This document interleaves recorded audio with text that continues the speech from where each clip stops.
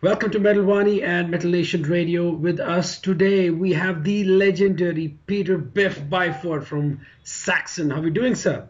I'm doing good. I'm doing good. Awesome, awesome. Always an honor having a chat with you. I mean, 4 decades. Now, you've been there, you've seen it all. I mean, you've been shredding all this wave, and the sound is fresh and hard as it was way back in 1976. How does it make you feel right now that even though so many decades have passed and you're still top of your game? Pretty good, actually. We don't really think about it too much. We just get on with the job. Mm-hmm. But yeah, we're pretty happy that we're still around and still loved by people. And yeah, it's really good to have been in the business and written some classic tracks along the way.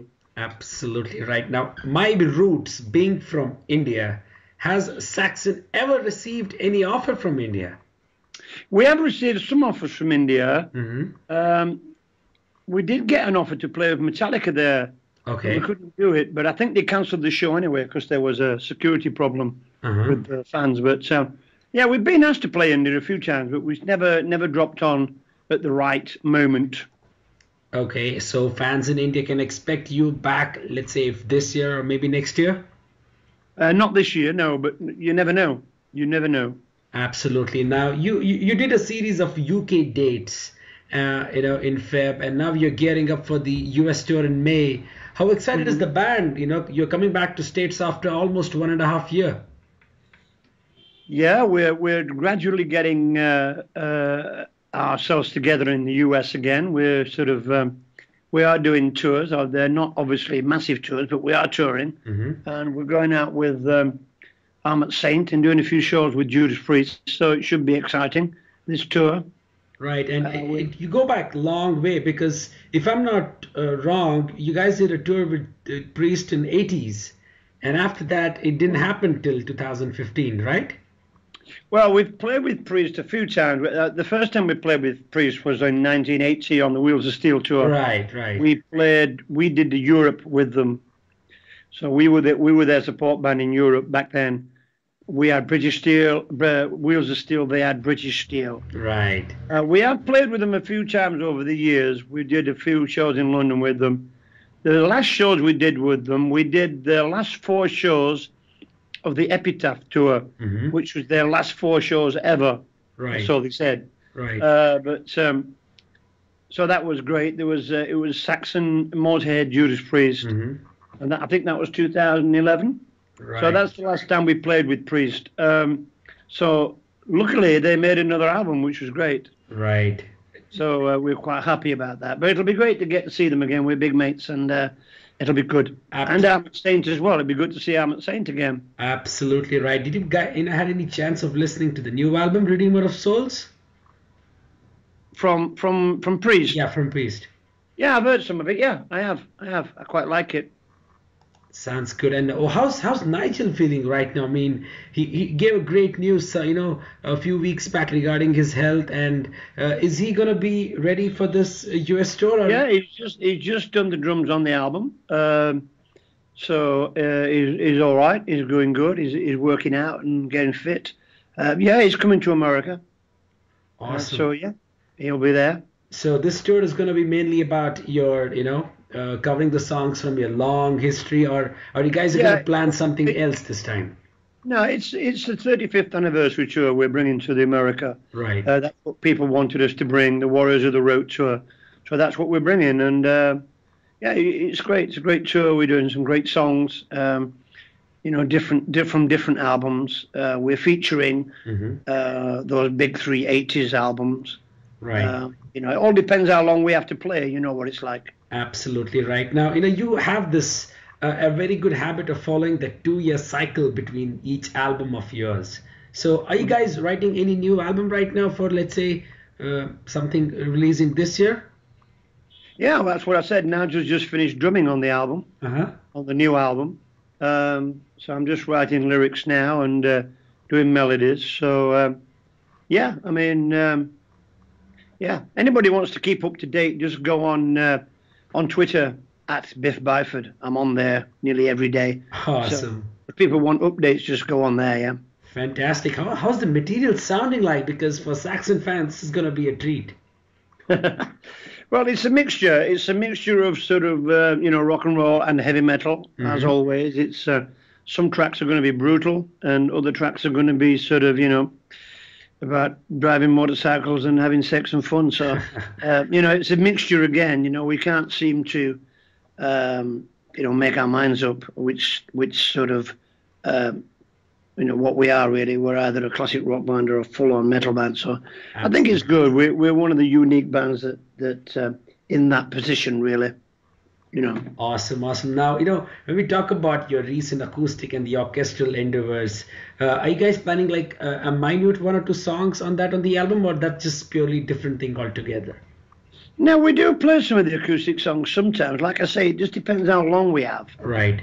Because when you're doing like acoustic songs, it takes a while. It takes 10 minutes. I've got to set it up and take it down, and I've got to tune. It takes a while, and there's a lot of equipment needs to be taken on the road, like acoustic guitars and specialized microphones and stuff. So, we tend to do it more when it's our full-on headline tour where we have a huge production.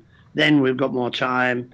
We've got a bigger stage, so we can take our time. So I think in America it'll be full-on. It'll just be full-on rock. Absolutely right. Now, we talked to a lot of musicians. I mean, a lot of legendary musicians who never produced their own albums. I don't know for what reason. So, and even Saxon to some extent have done that, even though you have co-produced a lot of albums. So, why is it that you guys, even though your sound, you don't produce them yourselves and instead depend on a third party? I mean, we do produce them ourselves. I mean, I usually produce. I mean, the boys don't really produce albums, but I produce albums, our albums all the time. Sometimes I'll give the engineer producing credit because he worked a little bit harder than normal. But I mean, I like to be in overall control of the sounds and the material that we're releasing now. That is of paramount importance to me as far as the band is concerned, because we can just sit back and just release anything and just rely on our hits, right? To do that. So I'm totally in control of the material that we're using all the time. Awesome. Now this might be another factor that now you being a full-fledged vocalist, you take care of the melodies and the lyrics. I do write some songs on the albums, but usually I credit them as Saxon songs. Right. So nobody actually knows with Saxon who writes what. But we'll see. I might change that on the next album. Let's see how it goes. Awesome. But, awesome. I mean, myself and Nibs have written quite a few songs on this new album, just because that's how it worked out. So, Fantastic. When are the plans of releasing this? If I'm not wrong, this is going to be out via UDR. Yeah, this is going to be on UDR. I mean, we're sort of looking at maybe a summer release. Just depends whether it's ready or not. Okay. When we're looking at finishing the album the end of April. We're keeping our fingers crossed, yeah. Awesome. Now, with your full throttle brand of metal so closely aligned with your persona, how do you feel as an individual, as a musician, to explore the musical spectrum of heavy metal? Well, we do explore it. We do go around, I mean, I don't really do any hardcore singing, but and I think our fans would be, a bit shocked if we did all that. But right. I mean, we do try and pull in, the more harder, darker side of things, and have done now for the last 10 years. So I think, but we still try to retain that. I mean, some of our music is quite tongue in cheek, Right. We do quite like to keep that type of strong arm of the law type thing, where you're telling a story about the police stopping you on the road. So I do like that element of songs sometimes that tell a story from our lives, or from anybody's lives, really. So we keep it fairly loose. I write about lots and lots of things. It doesn't all make the album, obviously. I mean, I've done a poem for the First World War, which is online if anybody wants to have a look. But that will be a song on the album called Kingdom of the Cross. So, you know, we can get quite dark and serious on some tracks, and other tracks we can get really, really light and you know, quite fun. You know what I mean? Right, so right. I think that's what makes us unique, I think. Absolutely. 21st studio album. Not many, you know, bands do that, Biff, isn't it? Yeah, I mean, 21, it's quite up there. I think 20 was a good landmark. Right. Now we're looking towards 25. That'll be the next one, I suppose. Awesome, awesome. That's really great to hear that. Now, you were able to experience that entire new wave of British heavy metal. What was the experience like? For me, as a person who's born in late 80's, I mean, I definitely do buy these albums, but I always imagined, I wonder how that epic time was, and you were able to experience it. Yeah, I think the in the 80's, I think when we started to break, a lot of bands that had been around for quite a long time before we came along also started to become very popular again, like Judas Priest, Motorhead, Whitesnake. A lot of these bands who had been through the bad times, yeah, right, became popular again at the same time. So, you know, they tend to everybody seems to be bundled into the same box, but I think bands like ourselves and Maiden and you know, Def Leppard, definitely and quite a few bands were like new bands on the block. You know, it was our first album or second album, so I think we pulled a lot of people from colleges and schools and things. Our audience were very young, right? So I think that was the big difference in the 80's. There was a huge excitement. I mean, every week there was a band on somewhere in England that was basically. So, you know, it was a great time and very exciting, and it, you know, it went around the world like a tsunami. You know what I mean? Right, right. A new wave, obviously. But yeah, it was great to be in that time.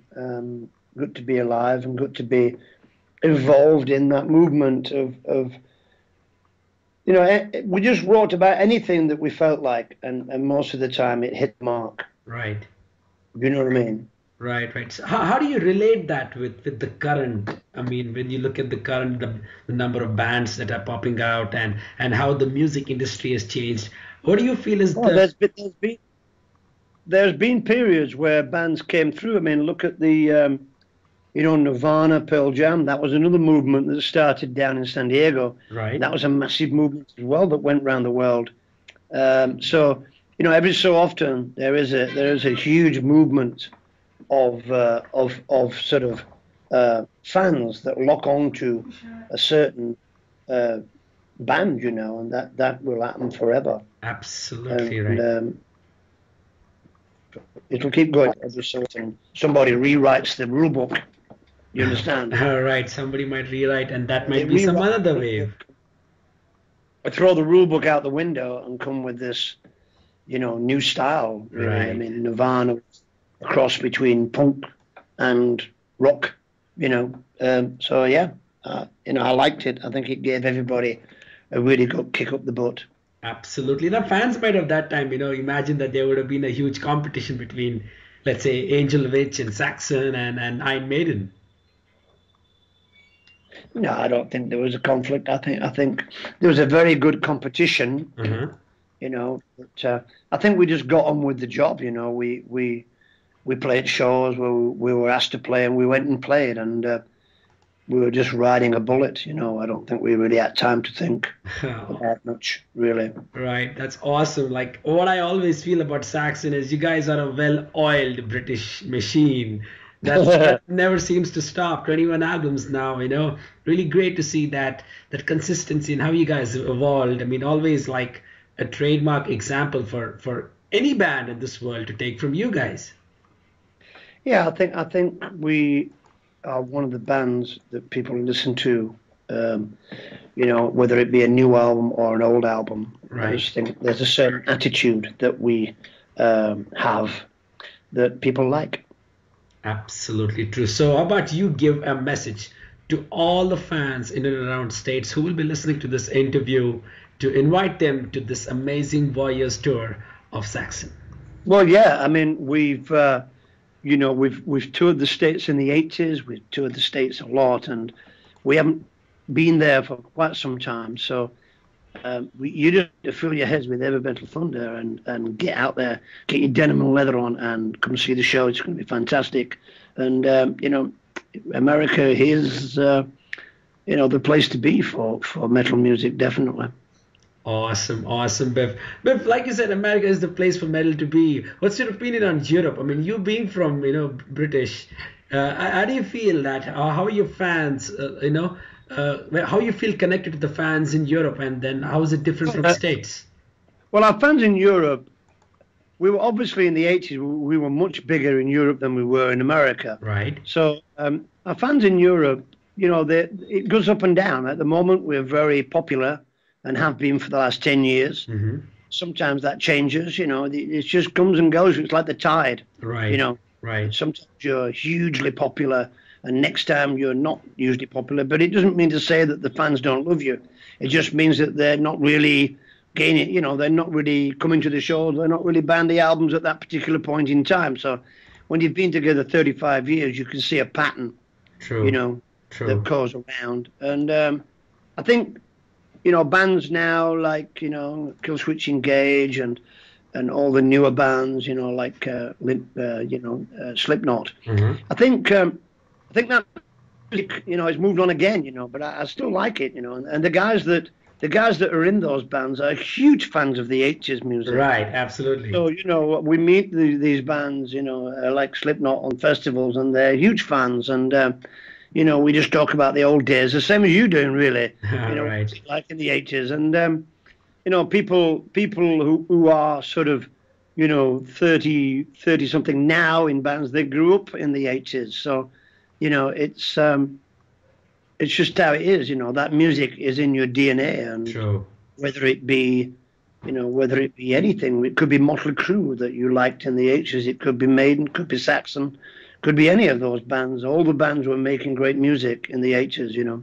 Right, absolutely. Biff, always an honor having a chat with you. Thank you so much for spending some precious time with us on Metal Nation Radio. Okay, cool. Bye. Take care. Bye.